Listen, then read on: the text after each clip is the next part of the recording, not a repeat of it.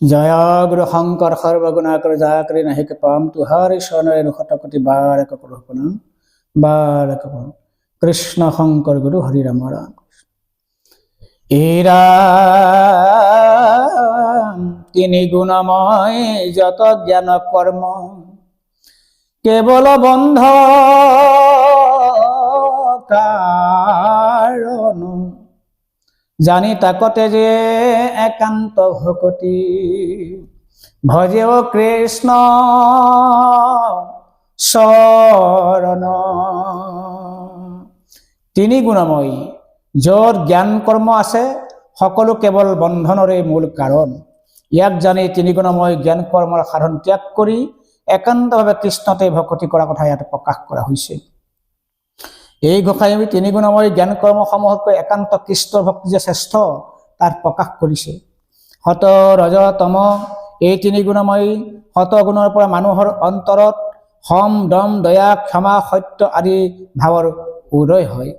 ৰজগুণৰ পৰা অহংকাৰ অভিমান আদি বাঢ়ে, মানুহে মান যশ গৌৰৱ অৰ্জনৰ আকাংক্ষাত ব্ৰতী হয়। তমোগুণৰ দ্বাৰা ঈৰ্ষা নিন্দা এলাহ ভাগৰ নিদ্ৰা পৰশ্ৰীকাতৰ আদি ভাৱৰ বশৱৰ্তী হয়। ভাৰতীয় সনাতন ধৰ্মত বেদশাস্ত্ৰ আদিয়ে বিভিন্ন জ্ঞান ভক্তি সাধনাৰ ইয়াতে সিদ্ধান্ত প্ৰকাশ কৰিছে। যাগ যজ্ঞ হোম দান আদিৰ পৰা জীৱই ৰজগুণৰ অহংকাৰ বাঢ়ে, বলি বিধানেৰে পূজা আদিৰ পৰা জীৱৰ তমগুণ বৃদ্ধি হয়। ব্ৰহ্মজ্ঞান আদিৰ পৰা জীৱই শতগুণৰ অহংকাৰ বাঢ়ে, কিন্তু সকলোৰে জ্ঞান কৰ্ম সাধনাই জীৱল কেৱল বন্ধনৰ হেতু। এই জ্ঞান কৰ্মসমূহ শুদ্ধভাৱে কৃষ্ণক সমৰ্পণ কৰিব নোৱাৰিলে তাৰ ফল বিমোহে হয়। অন্যহাতে শুদ্ধভাৱে কৃষ্ণক অৰ্পণ কৰিব পৰাটো অতি দুষ্কৰ। এতেকে তিনি গুণময় বেদশাস্ত্ৰবিহিত কৰ্মসমূহ ত্যাগ কৰি একমাত্ৰ কৃষ্ণৰ চৰণত একান্তভাৱে ভক্তি কৰিলেই অনায়াসে মনুষ্য বন্ধন মুক্ত হ'ব পাৰে। ভগৱান কৃষ্ণ এই তিনি গুণময় বেদশাস্ত্ৰসমূহৰ বিহিত ধৰ্ম কৰ্মসমূহক অসত্য বুলি ইয়াতে সিদ্ধান্ত প্ৰকাশ কৰিছে। অৰাম তিনি গুণময় বেদ শাস্ত্ৰ যত যত অইহৰ বিহিত মানে অসত্য সমস্ত মহাযজ্ঞ দান তপ জপ তীৰ্থ ব্ৰত পৰম ৰহস্য ধৰ্ম জাগ যুগ যত অশ্বমেধ ৰাজসূয় সুকীৰ্তি পৰ্যন্তে অসমস্তে উপজে কৃষ্ণ কৃষ্ণ উচ্চৰন্তে। কৃষ্ণ নামে ধ্যান কৃষ্ণ নামে মহা জপ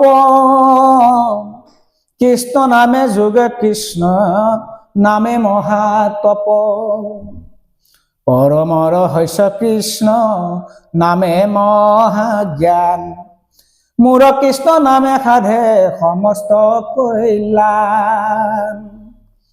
এ ৰাম এইটো কৃষ্ণ নামত সমস্তে আছে গুণ হেন জানি কৃষ্ণ নাম স্মৰিও অৰ্জুন।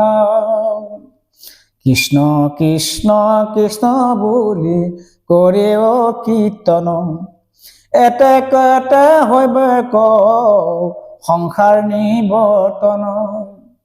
হে ৰাম কৃষ্ণ কৃষ্ণ ৰাম নাম স্মৰি পাৱে যেন গতি ব্ৰহ্মাদি দেৱতাংক নপান্ত সম্পত্তি হেন জানি সমস্ত ধৰ্মক পৰিহৰি তৰিও সংসাৰ সুখে কৃষ্ণ নাম স্মৰি।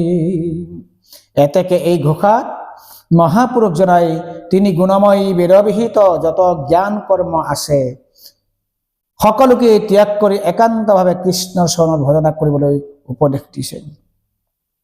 হে ৰাম ৰজগুণ তম গুণময় বৃত্তি কেৱল আসুৰি ভাব সত শুদ্ধ বৃত্তি দেৱৰ সম্প্ৰতি লয়া ভজা কৃষ্ণ পাও। তিনি গুণময়ী বেদবিহিত জ্ঞান কৰ্মসমূহক জীৱই বন্ধনৰ কাৰণ বুলি ইয়াত উল্লেখ কৰিছে।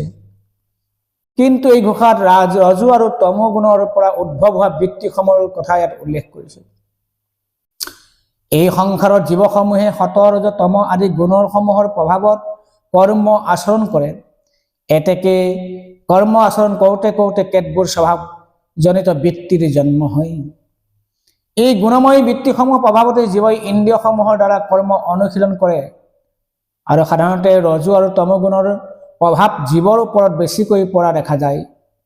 ৰজগুণৰ প্ৰভাৱত মানুহে যশ মান গৌৰৱ আদি অৰ্জনত আসক্ত হৈ যি কৰ্ম অনুশীলন কৰে তাৰ দ্বাৰা অভিমান আত্ম অহংকাৰ আদি গৰ্বভাৱ উপজে। তমগুণৰ প্ৰভাৱত কাম ক্ৰোধ ঘৃণা নিন্দা আদি বৃত্তিৰ জন্ম হয়।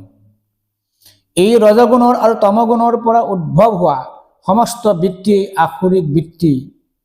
এনে বৃত্তিসমূহ প্ৰভাৱত জীৱই কৰ্ম কৰিলে জগতৰ অকল্যাণ হয়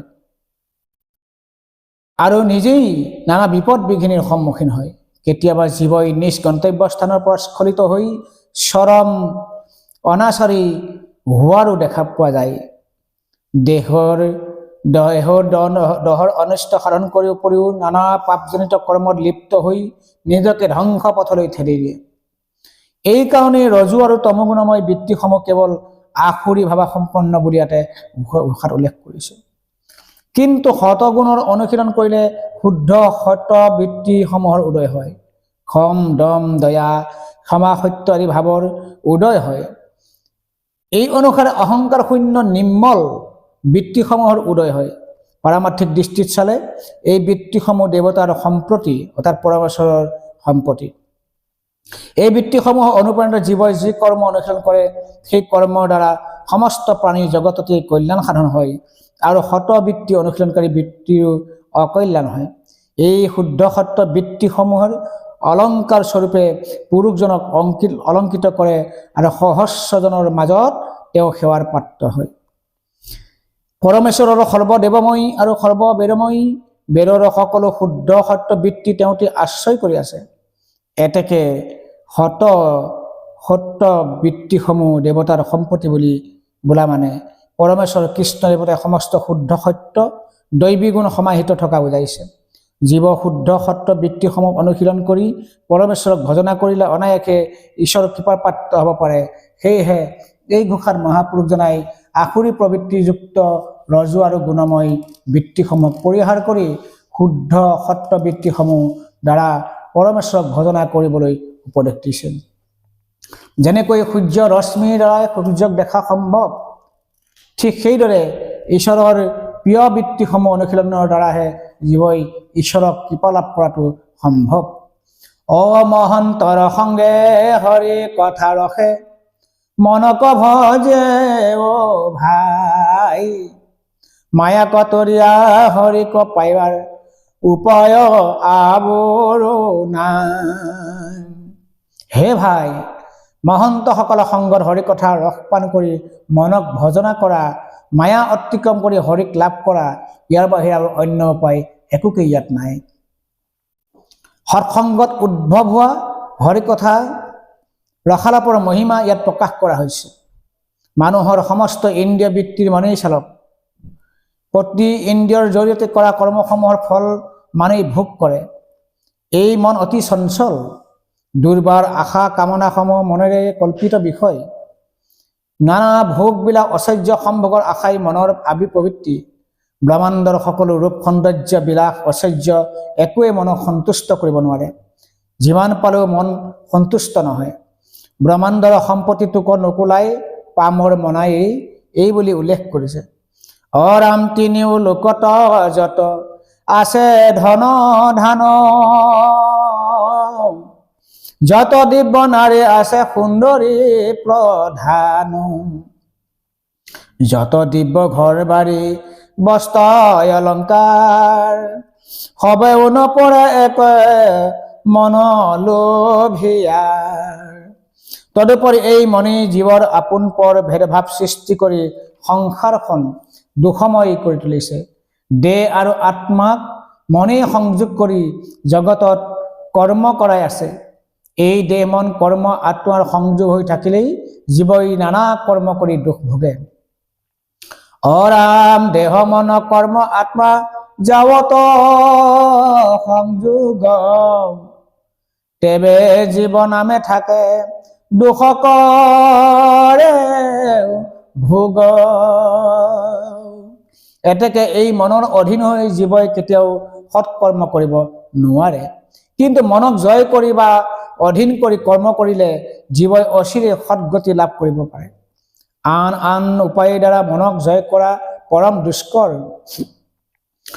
ৰাম ৰাম গুৰু সেৱা বিনে আন যতে কয় পায়, দুৰ্জনৰ মনক আৰ জিন নাযায়। এই বুলি ভক্তি ৰত্নাকৰ ঘোষাত উল্লেখ কৰিছে। তাতোতকৈ সহজ উপায় মহন্ত সকলৰ সংগত হৰি কথা আলাপ ৰস পান কৰোঁতে কৰোঁতে আপোনা আপুনি মন প্ৰবৃত্ত হৈ উঠে। অৰ্থাৎ মনে পৰমেশ্বৰক ৰূপ গুণ লীলাসমূহ শুনি আকৃষ্ট হৈ লাহে লাহে বিষয়ৰ বৃত্তিসমূহৰ প্ৰতি অনাসক্ত হয়। এনেকৈ মন হৰি ভজনত পবিত্ৰ হৈ শেষত হৰিৰ কৃপাৰ পাত্ৰ হৈ দুৰ্জন মায়াৰ সহজে জয় কৰিব পাৰে। এই ঘোষাত মহাপুৰুষে দুৰ্জন মনক সাধু সংগ হৰি কথা ৰসৰ আলাপত বৰ্তি হবলৈ উপদেশ প্ৰদান কৰিছে। ইয়াৰ বাহিৰে আন কোনো উপায়েৰে দুৰ্জন মনক জয় কৰাটো সম্ভৱ নহয়। এই ৰাম হৰে গুণ নাম শ্ৰৱণ কীৰ্তনে ভজিব হৰে চৰণ, মনুষ্য হইবাৰ হে মানে মাত্ৰ জানানি জপ জানা। হৰি গুণ নাম শ্ৰৱণ কীৰ্তন কৰি হৰিচৰণ ভজনা কৰা মনুষ্য জন্ম লাভ কৰা এই একমাত্ৰ নিষ্প্ৰয়োজন বুলি এই ঘোষাত উল্লেখ কৰিছে। এই ঘোষাই মনুষ্য জন্ম সাৰ্থকতা আৰু প্ৰয়োজনৰ তত্ত্বৰ সন্ধান দিছে। সংসাৰৰ সকলো জন্মতকৈ মনুষ্য জন্মই শ্ৰেষ্ঠ, কিয়নো জীৱই অনন্ত জনী ভ্ৰমণ কৰি কৰি মনুষ্য জন্ম পালেহে নিজৰ প্ৰয়োজন তত্ত্বৰ অনুসন্ধান কৰিব পাৰে। প্ৰপঞ্চ জগতৰ অনন্ত কোটি জীৱৰ ঈশ্বৰৰ অংশ। যেতিয়ালৈকে জীৱই তেওঁ জন্মৰ মূল কাৰণ আৰু উৎপত্তিস্থল নিৰ্ণয় কৰিব নোৱাৰে, তেতিয়ালৈকে নানা মায়াজনিত কৰ্মত লিপ্ত থাকি দুখময়ী কৰ্মফল ভোগ কৰে। কিন্তু যেতিয়া জীৱই পৰমেশ্বৰৰ সৰ্বজীৱৰ একমাত্ৰ উৎপত্তিস্থল বা স্ৰষ্টা সেইজন পৰমেশ্বৰ কৃষ্ণক ভক্তি কৰাই জীৱৰ শ্ৰেষ্ঠ কাম্য কৰ্ম বুলি অনুভৱ কৰে, তেতিয়াই জীৱে হৰি ভক্তি লাভ কৰিব পাৰে। জীৱই ঈশ্বৰৰ নিজ স্থান আৰু তেওঁ ভক্তি কৰিবলৈ যত্ন কৰাই জীৱৰ নিজস্ব প্ৰয়োজন বুলি ইয়াত উল্লেখ কৰা হৈছে। ৰাম যাহাৰ জিভাত থাকয় সততে হৰি নাম মংগল, সেহিষে মহন্ত তাহাৰ এষে মাত্ৰ সিজয় ধৰ্ম সকল। হৰি মংগলময়ী নাম যিজনৰ জিভাত সদায় থাকে সেইজনেই পৰম মহন্ত, তেওঁ মাত্ৰ সকলো ধৰ্মৰ ফলৰ সাধন। এই ঘোষাত পৰম মংগলময় হৰিনাম আৰু সেই নামৰ গ্ৰাহী মহন্তসকলৰ কথাই প্ৰকাশ কৰিছে। মহন্তসকলে হৰি গুণনাম সততেই শ্ৰৱণ কীৰ্তন কৰাৰ উপৰিও নিবিড়ভাৱে সেই হৰিনাম স্মৰণ কৰি থাকে। এইদৰে হৰিনাম কীৰ্তনৰ ৰতি প্ৰীতি কৰা মহন্তসকলকে সৰ্বধৰ্মৰ পাত্ৰ বুলি ইয়াত উল্লেখ কৰা হৈছে। কলিৰ ভয়ত তাস হুয়া ধৰ্ম যত, এক স্থান হুয়া ৰৈলা হৰিৰ নামত। এম জানি এক চিতে ফুৰা হৰি নাম গাই, সকল ধৰ্ম কলাই গ পাইবা এক ঠাই। হোম দান তীৰ্থ বধ আদি সকলো ধৰ্মৰ ফল হৰিনামে যে শ্ৰেষ্ঠ এই কথা কীৰ্তনত উল্লেখ কৰিছে। তন্ত মন্ত যজ্ঞ যত তপ তীৰ্থ কোটি শত, হৰিনাম অধিক সবতে। কিনো ভাগ্য হেন হৰিনাম লাগ, পাইলা লোকা মুখতে খাতে। পুনৰ এইদৰে কীৰ্তনত উল্লেখ কৰিছে। মহাপুৰুষ শ্ৰী মাধৱদেৱ গুৰুজনাই সেয়ে এই ঘোষাৰ সিদ্ধান্ত দিছে যে যিসকল লোকে সততেই জিভাত হৰিনাম ৰতি থাকে সেইসকলেই মহন্ত আৰু সকলো যাগ যজ্ঞ ব্ৰতৰ ফল তেওঁ অনায়াসে লাভ কৰিব পাৰে। ৰাম সমস্ত শাস্ত্ৰৰ তত্ত্বক জানিয়া, নেৰিবা নাম মুখত। শ্বেত মহাজনে অপয়া ক্ষেত্ৰে সংসাৰ ঘোৰ দুখত। নামেই সকলো শাস্ত্ৰৰ তত্ত্ব